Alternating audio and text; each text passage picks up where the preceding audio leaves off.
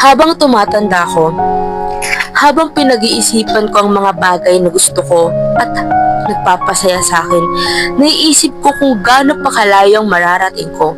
Marami pa akong kailangan matututunan. Ngayon lang ako nagsusulat para ipaalam kung sino ba talaga ako. Walang tunay na nakakakilala sa akin maliban sa sarili ko. Siya lang nakakaalam ng lahat. Natatakot akong ipahayag ang saloobin ko, hindi dahil ayaw ko, kundi dahil wala naman nagtatanong. Hindi ko kailangan ipaliwanag ang sarili ko sa mga taong hindi naman interesado. Kung hindi nila ako matanggap, wala akong pakialam. Ang mahalaga, alam ko sa sarili ko kung sino ako. Wala na akong oras para mag-alala sa sasabihin ng iba. Basta masaya ako sa sarili ko.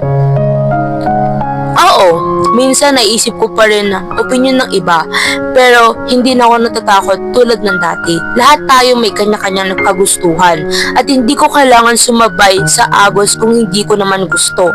Ang mahalaga, pinag-iisipan ko ang bawat hakbang ko, hindi pa dalos-dalos, walang tinatago, walang dapat ikahiya.